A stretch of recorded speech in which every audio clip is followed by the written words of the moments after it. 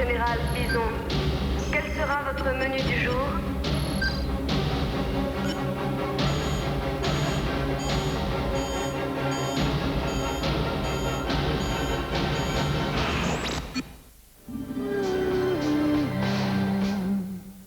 Des cheveux sans vitalité? Prenez une bouffée d'air frais. Des pellicules? Prenez une bouffée d'air frais. Le nouveau Head & Shoulders Citrus Fraîche pour cheveux gras, qui contient des extraits de verveine des Indes, de pamplemousse et de thé vert, vous débarrasse à 100% des pellicules. Ainsi, vos cheveux sont plus légers, plus frais. Nouveau Citrus Fraîche pour cheveux gras. Une bouffée d'air frais dans vos cheveux. J'aime vraiment cette pièce. Mais cette odeur de fumée d'hier soir, elle s'incruste absolument partout.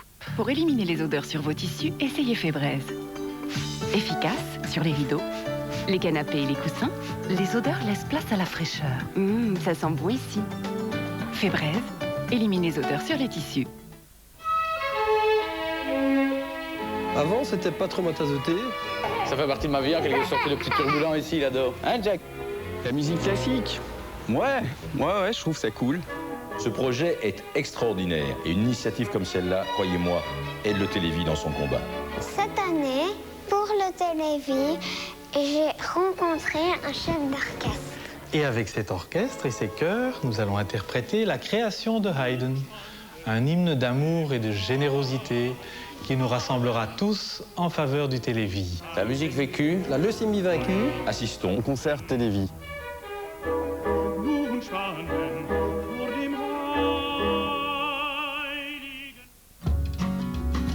When I was a young boy, saw the pleasure of a young man's mind. Oh, the shimmer at the foot of the rainbow. Send me home from the perpetual. Gélo, tu as les Miracoli? Oh, young man, Miracoli, de délicieux spaghettis et son mélange secret d'épices. Miracoli, ça donne envie d'être réunis.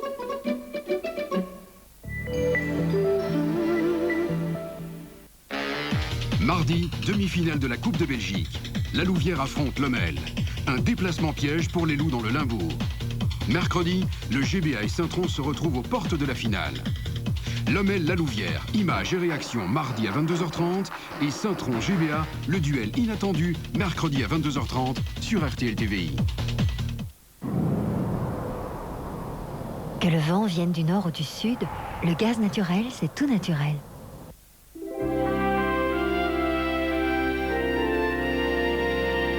Bienvenue à la météo des neiges avec un petit tour du côté du nord des Alpes. En France, là, vous allez avoir beaucoup de neige. Au niveau des stations, vous avez 30 cm par exemple à Chamonix, 70 cm à Morzine, à Tignes 80 cm. Au haut des pistes, eh bien, on dépasse largement le mètre 85 à Méribel, 2,40 m à Tignes, 2,90 m à Chamonix-Mont-Blanc et à Morzine 2,70 m, tout comme à Avoriaz. Le temps là-bas, eh bien, grand beau temps demain avec des températures négatives partout, sauf dans la vallée de Chamonix où il y aura plus 7 degrés. Passez encore de très bonnes vacances.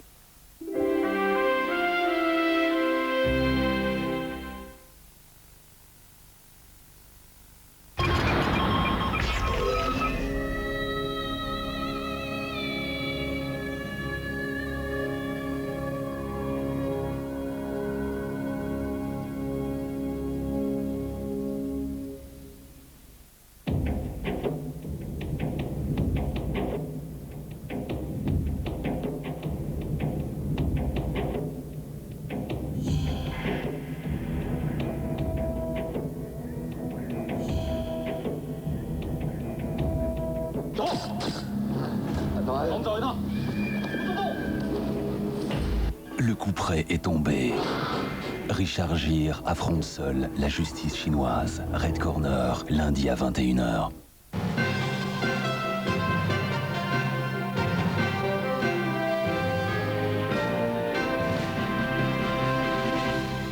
Madame, Monsieur, bonjour. Le drame de la Cité des Oiseaux a provoqué tristesse, recueillement, solidarité et colère. Les normes de sécurité étaient-elles respectées? Ces logements souffraient-ils de vétusté et pourquoi? Le logement social est-il, oui ou non, sous-financé? Les locataires sociaux sont-ils des laissés pour compte de la société? Le logement social est-il le parent indigent du parc immobilier? Mes invités ce dimanche, Elio Di Rupo, bourgmestre de Mons et président du PS, Bob Kabamba, candidat écolo au Sénat, Philippe Fontaine, président du groupe MR au Parlement wallon, Carlo Di Antonio, candidat CDH à la Chambre, Kamel Arab, médiateur au mini-parlement. Son appartement a brûlé. Cette semaine, il n'avait plus un seul vêtement. Didier Musalia, c'est un héros tranquille. Il a sauvé pas mal de vies, dont celle notamment de Marie-Thérèse Dupuis, à côté de lui. Elle a 81 ans. Claudine Godin, sa mère habite une des résidences et elle n'est pas contente, elle témoignera. John Jones, président du mini-parlement, c'est une association de quartier. Catherine Vinchamp, assistante sociale du service prévention de Mons. Victor Zdanov, directeur gérant de la Soré-Lobo. Marc Barvet, président du CPS de Mons. José Garcia, secrétaire général du syndicat des locataires. Robert Javot, responsable de l'intervention psychosociale urgente de la Croix-Rouge. Et Louis Foirge, commandant du service incendie de Mons. Vous pouvez, comme chaque dimanche, nous contacter en direct, dont notamment pour vos questions, les SMS au 30 13. Marie-Thérèse Dupuis. Bonjour. Bonjour. Alors, à côté de vous, c'est l'homme qui a sauvé votre vie. Oui. Ça doit faire drôle, comme ça, de se trouver à côté de lui, oui, et de se dire, je suis là grâce à lui. Grâce à lui, oui. Comment c'est arrivé? Il m'a sauvé. Comment c'est arrivé? C'est-à-dire, comme je dormais, et puis j'ai senti une drôle d'odeur. Je me suis réveillée, j'ai ouvert les yeux, et j'ai vu de la fumée et de la poussière. J'ai commencé à tousser, ma fenêtre était ouverte, j'entendais des cris et j'entendais des bruits. J'ai fermé ma fenêtre, je suis sortie de ma chambre, j'étais dans mon living, il y avait plein de poussière et plein de fumée. Alors j'ai été dans ma cuisine, là il n'y avait rien. Alors, en arrivant là, j'ai vu Didier. Je suis retournée chez moi prendre ma robe de chambre. Et alors, il m'a fait signe. J'ai été à la terrasse. Mais à la terrasse, il y avait un grillage et comme une barrière. Mais la barrière m'arrivait ici. Oui, impossible de passer. Impossible de passer. Alors Didier et un autre m'ont soulevé de la barrière pour passer au-dessus, pour arriver à l'escalier de secours. Alors je suis descendue l'escalier de secours calmement.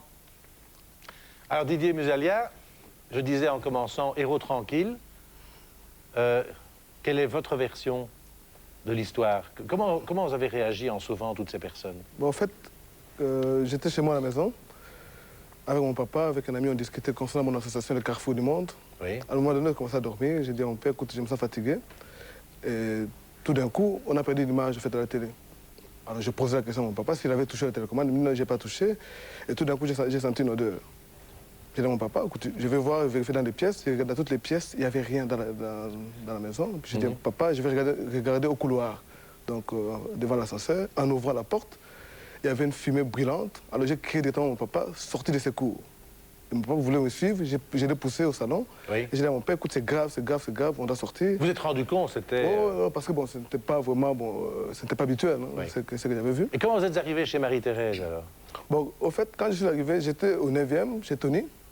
Tony, bon, j'ai pris sa fille, j'ai donné un copain qui m'a aidé, il a pris la fille, et puis bon, j'ai pris sa femme. Et puis j'ai posé la question à Tony, si il a vu Madame Dupuis la journée. Il me dit, ouais, il est là. J'ai commencé à frapper.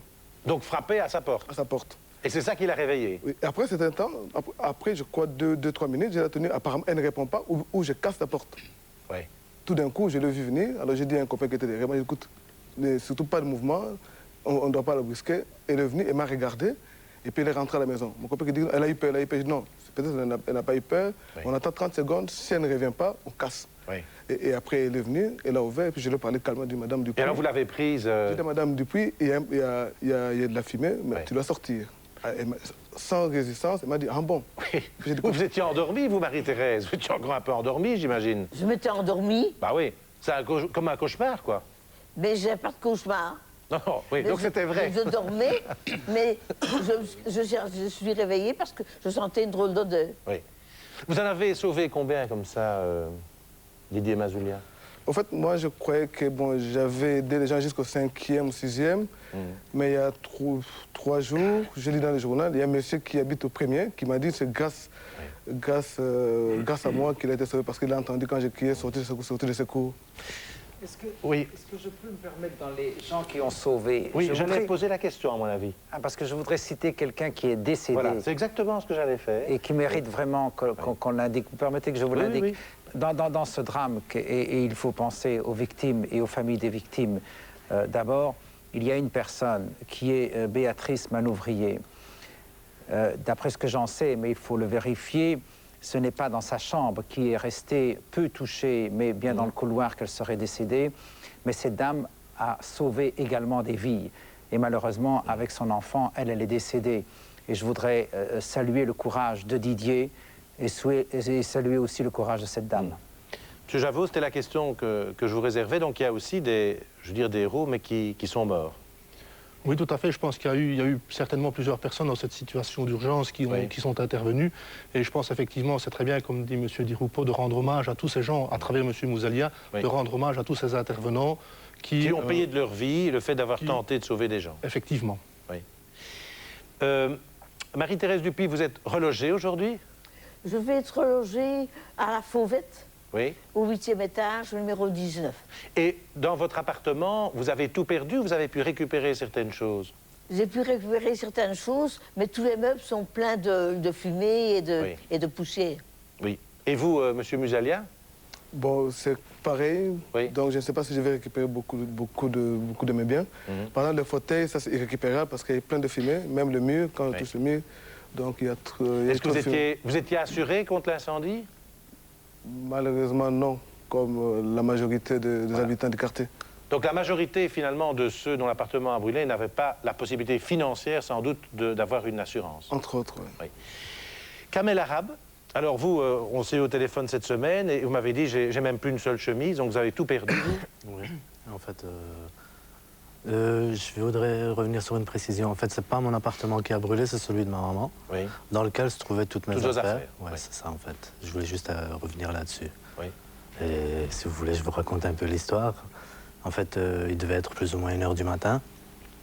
Et j'étais sur l'ordinateur et j'ai senti une drôle d'odeur, comme une odeur de brûlé. Je pensais que c'était mon ordinateur. Et là, j'étais avec mon cousin. Et mon cousin a été ouvrir la porte et il a trouvé un mur de flammes et de fumée. Là-dessus, j'ai été appeler les pompiers. Les pompiers m'ont dit de réveiller les voisins. Mon cousin a réveillé ma famille, ma nièce et ma mère qui dormaient. Et en fait, j'ai réouvert la porte d'entrée, moi aussi, pour aller alerter les voisins. Et là, je me suis bien rendu compte que c'était pas possible de cette manière. On a pris les escaliers de secours. Et là, j'ai crié à qui voulait l'entendre, crier très fort pour que les gens se réveillent. Mais les gens ne se rendaient pas compte que c'était aussi grave. Aussi grave, oui. Au fond, vous avez tout perdu aussi, enfin, dans cet appartement. Oui. Et votre maman est relogée? Elle est relogée, mais on va dire au building jumeau des Mésanges. Alors, je me tourne vers le commandant des pompiers, monsieur Fouarge. Est-ce que, bon, il paraît que tout a été très vite, hein, que vous êtes arrivé très vite sur les lieux. Est-ce que vous avez eu des facilités ou pas? Moi, j'ai lu dans certains articles que vous avez eu des difficultés pour vous garer parce qu'il y avait des stationnements un peu sauvages. Et que, bon, il y avait pas mal de choses qui avaient été arrachées, etc. Est-ce que c'est vrai ou non? Oui, effectivement, on s'est trouvé devant des difficultés. Une première difficulté, c'est un genre d'incendie qui, on doit faire face à deux fronts en même temps. Le front d'évacuation des occupants, pour sauver les gens, d'une part, pour les sauver, et d'autre part aussi à attaquer le feu sur différents plans, vu que différents niveaux étaient incendiés. Mais nous avons effectivement trouvé une difficulté autre à l'arrivée de certains secours, et notamment les engins de sauvetage, par un parking qui nous a empêché éventuellement de progresser correctement à la façade du bâtiment. C'est ça. Alors, il y a Luc Pignolet, un téléspectateur, qui nous adresse un mail très précis. Je ne vais peut-être pas tout lire, je vais le résumer. Il ne comprend pas pourquoi vos échelles... Bon, vos échelles ont un certain nombre de centimètres. 27 mètres, paraît-il, utile. Et il est donc impossible, selon lui, d'arriver au dernier étage. Alors, sa question, c'est pourquoi est-ce qu'on a mis des gens à un étage où les pompiers ne peuvent jamais arriver? Oui, c'est vrai que nos échelles... les mètres?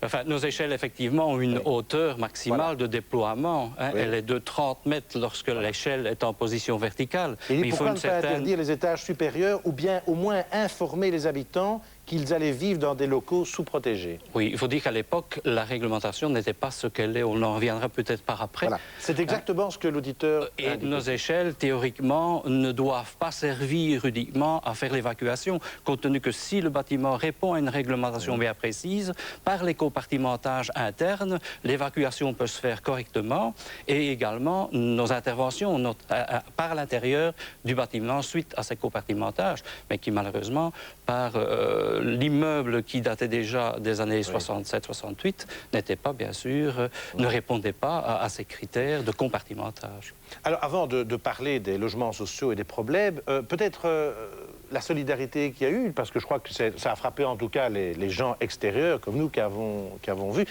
ce qui se passait. Il y a eu, je crois, une solidarité assez exceptionnelle et assez rapide. Je ne sais pas qui a envie de réagir. Je peux réagir, oui. Certainement. D'une part, c'est un quartier où les gens sont très solidaires, et d'autre part, le réseau d'intervention sociale sur Mons s'est bien développé, ce qui fait que les différents partenaires se sont réunis, que ce soit le CPS, la ville ou d'autres associations, ce qui fait que tout a été coordonné et que je crois qu'en 48 heures, on avait répondu quand même à une grosse partie des premiers besoins. Madame Vinchamp? Oui, tout à fait. Très vite, on a pu... Enfin, moi, j'étais prévenue par un habitant à 3 h du matin, donc on a pu être sur place très vite et prendre très vite les choses en main. Oui. Alors, finalement, la plupart des gens sont relogés ou en passe de l'être. Il le dit Roupeau. Dans l'état actuel, le président du CPAS peut l'indiquer avec plus de précision, donc tout le monde est soit relogé, soit visite encore aujourd'hui des immeubles. Pour ce qui concerne cet élan extraordinaire de solidarité, moi j'étais sur le lieu du drame immédiatement après. La coordination des soins de secours a fonctionné d'une manière optimale, c'est-à-dire qu'il y a eu à la fois énormément de services différents, que ce soit les pompiers des zones voisines, que ce soit la Croix-Rouge, les services d'ambulance, la protection civile, les policiers. Tout ça dans les premiers temps pour sauver un maximum de personnes et pour éteindre l'incendie.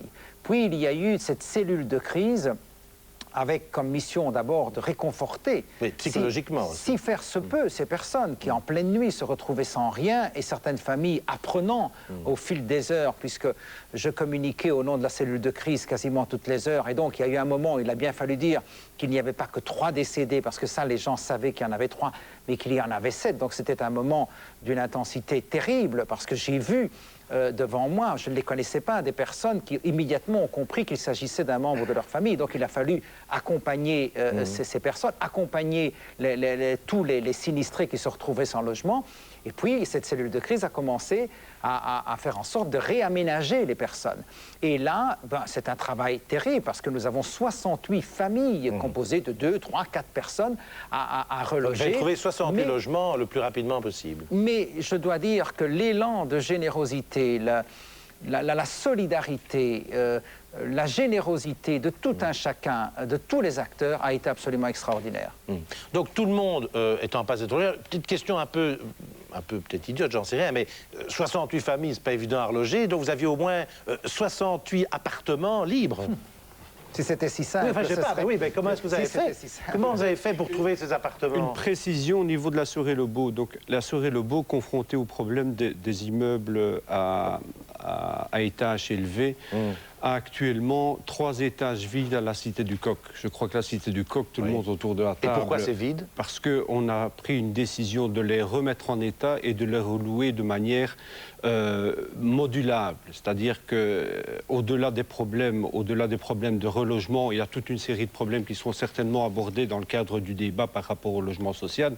Mais on a décidé de ne pas relouer en bloc ces 64 appartements. Donc, rien qu'à la Cité du Coq, on avait une possibilité de reloger immédiatement une population. Est venu parallèlement à ça des problèmes psychologiques, c'est-à-dire reloger des personnes qui avaient subi un traumatisme dans un immeuble à appartement, les remettre dans des immeubles à appartement, poser problème. Donc on a regardé tout autour, dans toutes les possibilités, soit l'agence immobilière sociale, la régie foncière, la Sorel-Lebeau avec d'autres logements, même d'autres sociétés de logement. Il y a une solidarité formidable qui a permis de reloger ces personnes. Très bien. Monsieur Javot, votre aide dans l'urgence psychosociale, concrètement, c'était quoi cette aide? Notre aide, en fait, s'inscrit dans le volet psychosocial des plans catastrophes qui est développé par la santé publique depuis quelques années et qui vise justement à pouvoir mettre en place une dynamique psychosociale d'accompagnement des gens dès le départ, c'est pas vraiment de l'aide psy. Hein. Et ça, j'aimerais bien peut-être faire la mise au point. Oui. Ce qu'il est important de dire, c'est que les personnes qui viennent de vivre des choses difficiles, comme ce qui s'est passé à Mons le 20 février, ben forcément ont des réactions qui sont normales face à une situation qui, elle, ne l'est pas du tout. Oui. Et ce qu'il apporte de faire, c'est, contrairement à ce que parfois on montre dans les médias, c'est pas fondamental d'avoir un psy à côté de soi, et malheureusement c'est l'image qu'on montre un peu parfois. Oui. Ce qu'il faut, c'est de pouvoir effectivement s'assurer que l'ensemble des personnes se retrouvent dans un contexte de support psychosocial de proximité oui. qui leur permet de mieux digérer l'incident qu'ils ont vécu. Oui. Marie-Thérèse Dupuis, aujourd'hui donc vous êtes relogée. Oui. Après ce que vous avez vécu, est-ce que vous vous sentez bien? Vous avez un peu la trouille de temps en temps? Non, c'est-à-dire que je n'ai pas... Rétrospectivement, j'ai eu peur oui. quand j'étais à Jolimont à l'hôpital. Oui. Alors j'ai eu un coup ici de stress. De stress. On m'a fait un électrocardiogramme parce qu'on avait peur que ça oui. soit le cœur. Oui.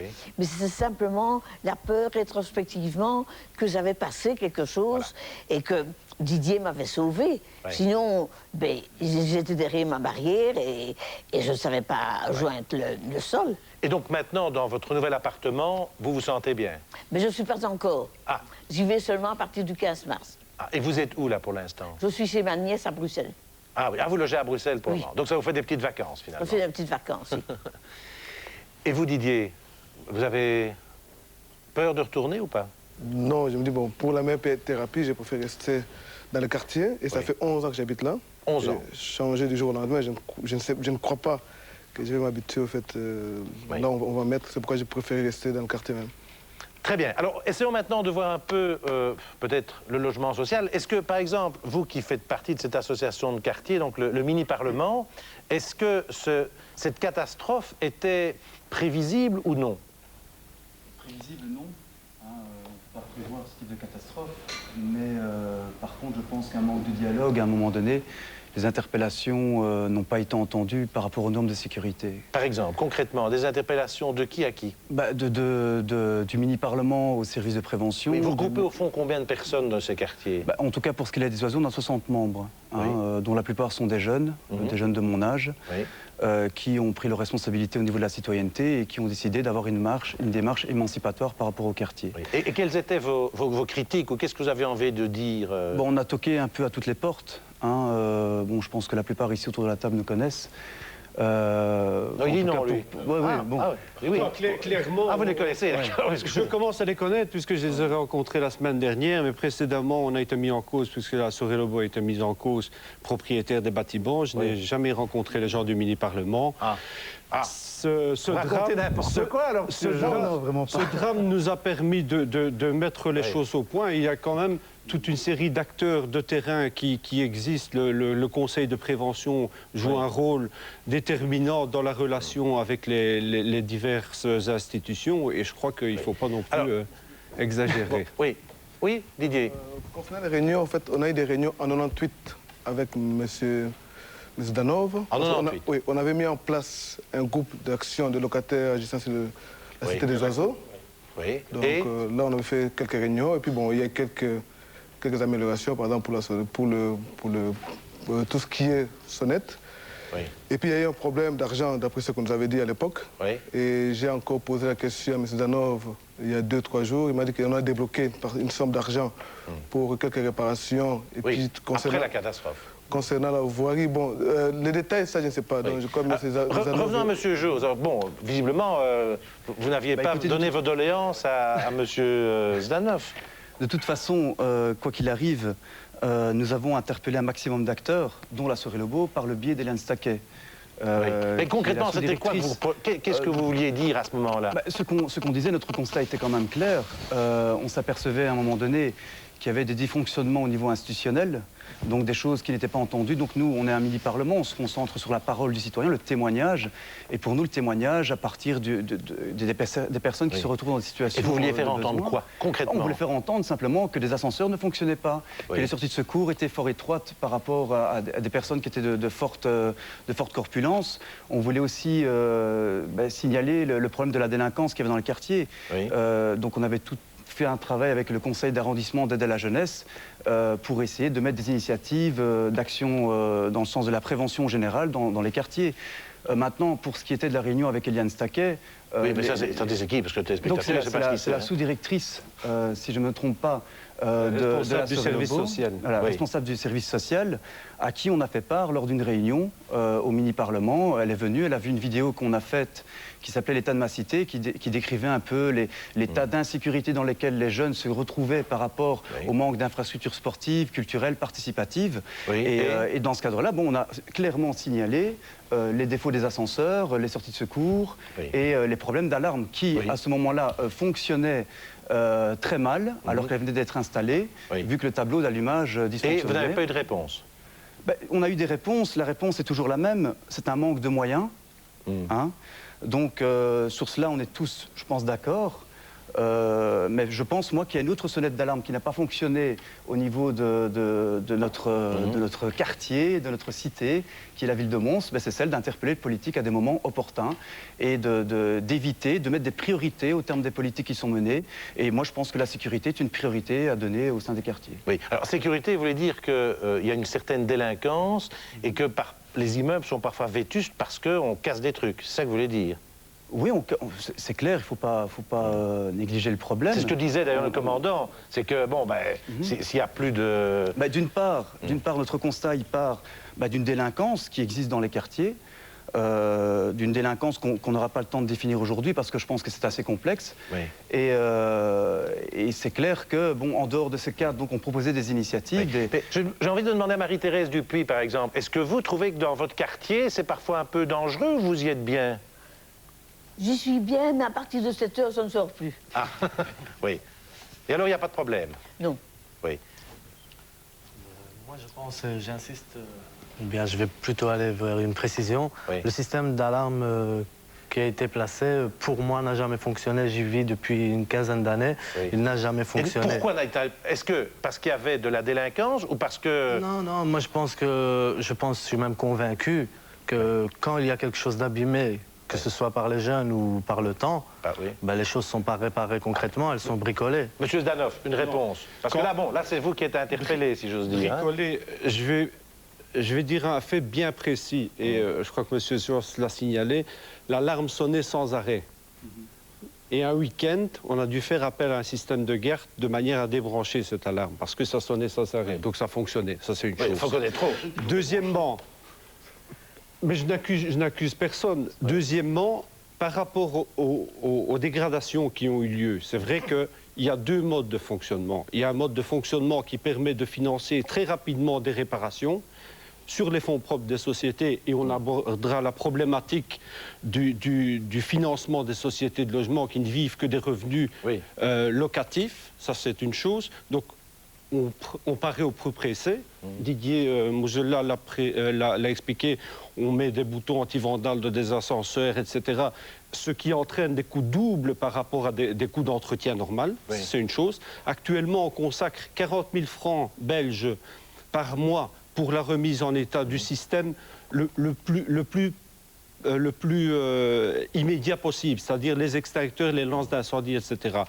L'alarme incendie est prévue dans un programme de travaux qui est proposé au gouvernement wallon et à concurrence de 70 millions pour les deux tours. Très bien. Avant de parler le problème d'un point de vue politique, un témoignage de Mme Goden. Madame Goden, vous avez appelé un soir à Bel RTL Soir, à propos de votre maman, qui habite une des résidences... Elle habite au Fauvette, donc l'immeuble. Et visiblement, vous étiez en colère quand vous... Je suis très en colère. Je suis très en colère, comme la plupart de ces gens qui y vivent. Si je devais y vivre, je crois que je ferais bouger beaucoup plus les choses. J'estime que pendant 5 mois, maman a 82 ans, elle n'était pas la seule dans le cas, elle est restée sans ascenseur. Elle habite le 5e étage. Et elle est restée 5 mois sans ascenseur. Il n'y a pas eu d'infrastructure, il n'y a pas eu d'assistance sociale. Il n'y a eu aucune aide, ni de la ville, ni de Sorel-Lobo, pour mettre une infrastructure sur place pour aider ces personnes. Oui, et votre maman est un peu handicapée aussi, Maman a 2 hanches et un genou artificiel. Alors le parcours du combattant, je vous invite à le faire, monter 7 étages avec un caddie, retraverser le grenier, redescendre les 7 étages avec ses courses dans son caddie. Retraverser le grenier? Ah oui, pour aller dans l'autre tour, pour pouvoir attraper le second ascenseur qui fonctionnait, lui. Récemment, cet ascenseur a été réparé, après les 5 mois. Je suis descendue par l'escalier parce que la porte de l'ascenseur au rez-de-chaussée était restée entrouverte. Donc, il y a encore un petit problème. La porte au bas de l'escalier est en bois. J'ai poussé, elle m'a résisté. Je me dis, bon, ben, je ne sais pas sortir, je fais quoi? J'ai repoussé la porte, je me suis étalée avec la porte. Elle ne tenait plus que par un tout petit morceau de charnière. Si quelqu'un passe à ce moment-là, je l'écrase ou je me fais très mal. Si c'est une personne plus âgée, je ne sais pas, elle se fait peut-être très mal. Alors je ne vois pas, je ne comprends pas pourquoi on ne bouge pas un peu plus vite. Oui. Pourquoi n'a-t-on pas demandé aux jeunes du quartier d'aider ces personnes qui étaient en difficulté? Je suis persuadée que ces gens auraient dit oui. Ils se seraient sentis utiles et se seraient sentis des êtres humains. Et comment votre maman a-t-elle pu s'en sortir si elle était confinée dans son appartement? Eh bien, écoutez, bon, j'y allais régulièrement. Et puis la solidarité des gens dans le quartier est quand même très importante. Et c'est comme ça. Et quel est le message que vous avez envie de faire passer aujourd'hui? Moi, j'aimerais bien que la Sorel-Lobo ou toutes les maisons sociales ou logements sociaux soient au moins, disons, privilégiées dans ce sens que on les répare à heure et à temps quand il y a de gros problèmes. Oui. Bon, mais peut-être lors de la même émission, lors de la même émission, j'étais intervenu et j'avais signalé que les faits étaient dus à des dégradations et l'ensemble des réparations pour ces ascenseurs qui ont plus de 20 ans et qui ne possèdent pas de pièces de rechange, c'était 880 000 francs. Donc j'ai compris l'appel de madame et il est clair qu'on a fait immédiatement ce qui était, mais il faut 3 mois pour refaire toute une machinerie complète d'ascenseurs. Et là, comment expliquer... 5 mois, ça a duré. Oui. Comment expliquer que les services sociaux n'interviennent pas quand il y a des personnes, disons, qui ont des handicaps et qui sont cloîtrés dans des appartements? Nous, on peut intervenir à condition de savoir la problématique. Il faut juste venir nous le dire. On ne peut pas faire... Enfin, je suis désolée, je ne vais pas... Mais on ne peut pas faire tous les appartements non plus et importuner des gens. Donc, c'est vrai qu'on a... C'est vrai, au fond, pourquoi on est là, les gens on n'a pas fait une demande d'aide? J'ai téléphoné au cabinet de M. Di Rupo. La secrétaire m'a gentiment répondu que ce n'était pas du ressort du bourgmestre et du président de la Sorel-Lobo. J'ai essayé d'atteindre monsieur. Il n'y a pas eu moyen. Oui. Mais est-ce que c'est pas là, le rôle, je sais pas moi, du CPS? C'était la même chose. Le CPS, il peut intervenir. Par exemple, il y a peut-être des gens qui nous écoutent qui ont besoin d'une aide. Ils peuvent téléphoner à qui, par exemple? Il n'y a pas que le CPS. Sur la cité, il y a le service de prévention qui est aussi des assistants sociaux. Nous avons des assistants sociaux qui ont ce territoire comme zone de travail. Donc s'ils sont au courant, ils peuvent activer les autres relais. Tout ça, c'est possible. Le problème, c'est d'avoir la connaissance de la problématique. Très bien. Donc d'une manière générale, parce que j'écoute avec beaucoup d'attention, c'est clair qu'il y a beaucoup de difficultés et des choses qui ne vont pas. Et il se fait que nous en avions une conscience réelle. Une semaine, je pense jour pour jour avant ce drame, chez moi,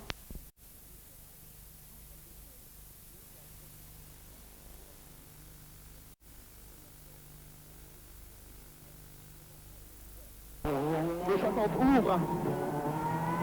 50 mètres, droite 80 ouvre. 25 mètres droite, gauche 70 en frein, pour gauche 60. Le jeune pilote belge poursuit son